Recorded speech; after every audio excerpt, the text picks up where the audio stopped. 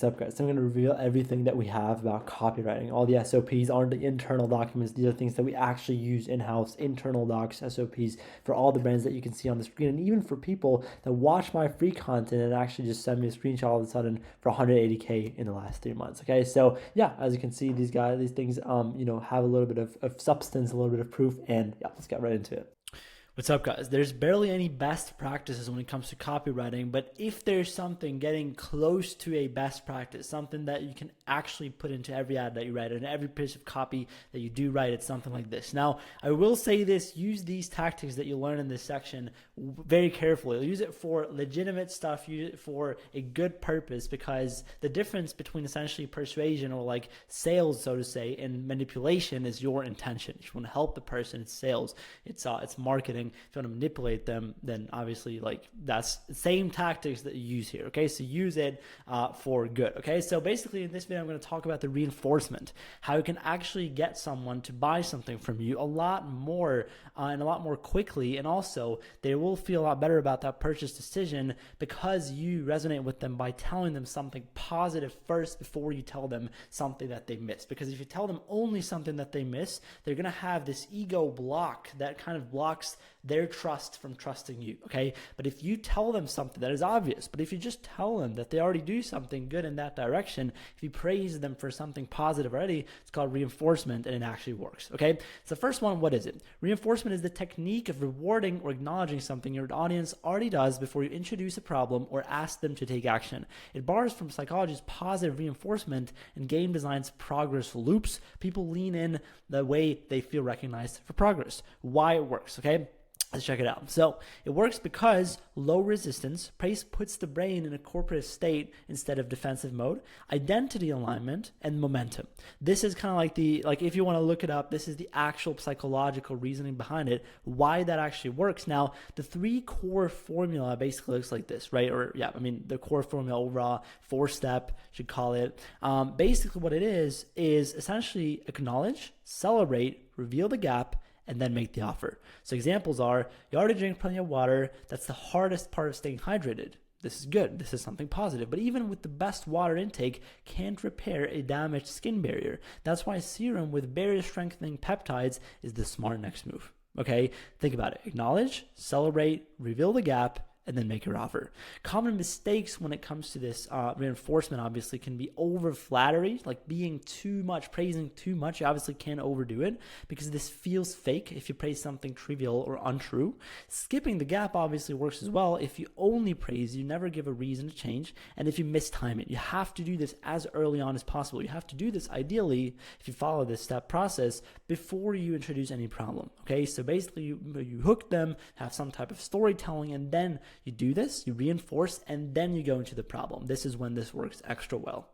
What's up, guys? In this video, I'm going to break down exactly the 3 beliefs that you have to change when you're writing really, really good sales copy. And I'll give you examples, 2 scripts that I wrote essentially for either, like, first of all, without the proper belief change that I'll show you guys, and then with. Okay, so I'll show you exactly what I mean by this. So basically, usually when you write copy, and this is actually something which you can directly just analyze and compare to your ads that you've written in the past, basically there's always 3 core beliefs, 3 types of beliefs that you change, right? Obviously, within the types, there's a bunch of actual beliefs, practical things that they think or that you have to change, but this concept, this triple diamond marketing concept applies to every single one of them. Okay, so you can look this up. This is actually a thing. The first belief that you gotta change is that people come into the ad thinking, I don't have a problem. I have no problem. Everything's fine in my life. Everything's perfect. This is where you create a problem. So this is, for example, if your ad starts at problem aware or unaware, this is where you actually present the problem to be as bad as possible. You talk about the unique mechanism of the problem. Usually people that write copy, so you guys are really good at this. But now we get into belief 2, because most people actually do forget this middle belief, which is the ego belief, which is the belief that they say basically, I'm already doing things to solve this problem, right? This is belief 2. And here, what you do is you basically discredit every other belief that people might have, right? So every other solution that they might have tried, and then you essentially reassure them why your solution is better. And so you present the mechanism, the unique mechanism of your specific solution, which is the belief 2. And then going out of belief 2, you enter belief 3, which is, okay, well, fair enough, I'm going to buy now, but I'm just going to buy the cheapest one off of Amazon. And the third belief that you change is making them think that you are the only possible best competitor for them to actually reach the dream outcome. And why exactly it won't work, they won't reach their dream outcome if they go ahead and buy it off of Amazon. So this is how you structure all your ads. And if you break down every script, every framework, I'm going to give you examples of ad frameworks, of VSL frameworks, whatever, but everything, think of every ad like this, solves all these three beliefs. And the key thing is, don't forget belief 2. Most people skip from belief 1 to belief 3, which looks like this, right? I don't have a problem, so they talk about the problem, and then they straight go to the products mechanism. So it's like they start to convince you why they are their best competitors. But it doesn't work like that. You have to actually make them open for new beliefs. Everyone has an ego. Everyone will already come into your ad thinking that they're already doing things to solve this problem. And so I'm going to give you examples for this, right? So let's look at this script first, okay? So I'm going to read it out. Think your skin's fine. Look closer. Tiny dryness lines mean your skin's thirsty. Our Hydroglow serum gives instant bounce and shine. Don't sell for a random bottle off Amazon. This one's dermatologist backed and ships fresh every week. Okay, so what happens here is you first go into the problem and then straight go into the product mechanism. This is what most people do. This is how ChatGPT writes scripts, by the way. This is how you can very quickly and easily analyze that the copy isn't actually good, and no one actually in the audience that's basically supposed to buy from this isn't going to buy, because this script does not convince anyone why they should buy your solution. Right? It doesn't do that. It's just like, it just convinces you why you're the best competitor, but it doesn't have anything to do with them thinking, okay, well, I'm already having 5 solutions. I already have 5 bottles. I don't need this, right? All they're going to think at this script is, if it's really good, is like, okay, well, if I ever need it, I'm going to come back to this. But that's not direct response, and that's not what we want. So this is how it's supposed to look instead. Think your skin's fine. Look closer. Tiny dryness lines mean your skin's thirsty. Same thing so far, just the hook, just the problem. A basic moisturizer only seals what's already there. It doesn't add new water. The real fix is low weight, hydroglow, and blended with peptides to pull hydration deeper. Hydroglow serum suspends those molecules in a light gel so they penetrate fast and keep cells plump for 24 hours. So this script actually, first of all, discredits a basic moisturizer, the basic solution, and then essentially introduces your unique mechanism of your solution, and only then goes into the product mechanism. So that's the interesting part. It's like there's 2 different mechanisms going on. One of them is the Hydroglow, which is the product mechanism, and then the solution mechanism. I'll give you another script, another example. Dry patches aren't just winter. They're your skin crying out for moisture. Hydroglow beats drugstore copycats because we use cold-pressed botanicals Amazon brands skip, okay?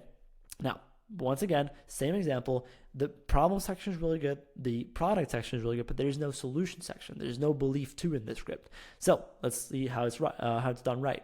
Dry patches aren't just winter air. Heavy creams coat the surface but don't push water inside. You need a mix of HA sizes that sink in and hold moisture underneath. That's the tech inside Hydroglow. Triple weight hyaluronic acid spun in microcapsules to drip feed hydration all day. So once again, we have a discrediting section that discredits all the other solutions. Then we have a section introducing mechanism of your solution, and then the mechanism of your product, of your brand, why you are the best competitor. And if you analyze and go back, first belief changes that they have a problem, right? So for example here, think your skin's fine, look closer. Very simple. Then we're basically discrediting all the others, and then introducing your mechanism, the solutions mechanism though, which is also going to be like other competitors also have the solution mechanism. This is interesting. Your direct competitors who are selling the same products also have the solution mechanism, but you have the product mechanism. This is where you convince them why you are the best competitor. And it's a different belief. Most people mix these things up. From now on, what I want you to do is when you write copy, keep separate the solution from the product. It's 2 different things. Very important. All right, guys, what's up? In this video, I'm going to show you exactly the 4 different frameworks that you can follow and that you can use for mini VSLs, right? So obviously there's normal VSLs and a complete normal structure like we kind of already discussed basically in other videos. We start essentially with a unaware story. We start at the hook, then with the story, then there's the problem section, then we have a solution section, then we have a product section, and then we have the call to action. Very simple. But the second that we kind of get more aware, or we want to make super short ads, or we want to make brand awareness ads, what happens is obviously we open up a lot of new frameworks, a lot of new styles of ads that you can follow when it comes to doing that. And I'm going to present to you the 4 different ones and when exactly to use them, okay? The first one is the comparative approach. It's kind of like the us versus them, right? So this is something which you use if you have a solution/product awareness. hook. So basically use a split screen in the hook itself to highlight how your offer stacks up against the rest of the market, emphasize your unique mechanism, and point out what competitors miss. So only, and this is important, the product mechanism, not your solution mechanism. You talk about your product mechanism, and then end with a clear call to action. Length is going to be around 30 seconds to a minute long for this concept. There's not a lot of beliefs that we need to change. Again, the only belief that we need to change, if it's a product aware us versus them, is actually that we are the best competitor, right? Why it's actually worth it to buy from us, not just go to Amazon. And then the solution mechanism basically only then if we actually talk about a solution aware hook. And that's when we kind of also talk about that. The second concept, second framework is going to be the before and after narrative, right? So you just showcase the progress over time, either with carousel ads, for example, that works fantastically well. We can also do this in form of video ad, right? Instead of just saying before and after, try with or without, right? This is also going to get around ad account issues to make the contrast subtle but powerful, and also kind of pitch your product automatically, subconsciously. And then let the implicit impact shine, then drive the action with a call to action. Third framework, pain, agitate, solve. Okay, very simple. Open a hook describing the problem. Customer quotes work really well here. Expand on the challenge so the audience feels it. Present your product as the solution. Explain how it works and underline its benefits. Conclude by painting a clear picture of the positive outcome of the customer, right? This is the third one, okay? So the pain, agitate, solution. Very simple, very classic. This is the classic mini VSL. You have the hook, you have the, where the stage you're in, probably the problem, probably no story. Story is very VSL, normal VSL characteristic. But then after the problem, we have the solution, product, call to action. Very simple, okay? Follow it. And then we have the feature highlights. So you use a close-up image of the product, surround it with 4 to 5 short benefit statements, right? And then use a tool like, Canva or Photoshop to make easy multiple variations. So this is like the image ad stuff that you see in the graphic design section. So these are like really, really good things to also train your copywriting on. This is why it's in this section here. And I would actually, if I were you, I'd use most of my time actually working on concepts like this if you just launch a brand, because it's easier to launch more aware anyways. And then the more aware you launch, for example, let's say you have a product aware or solution aware winning hook from the hook test, super easy to make this concept, and split screens do really well recently, so try it.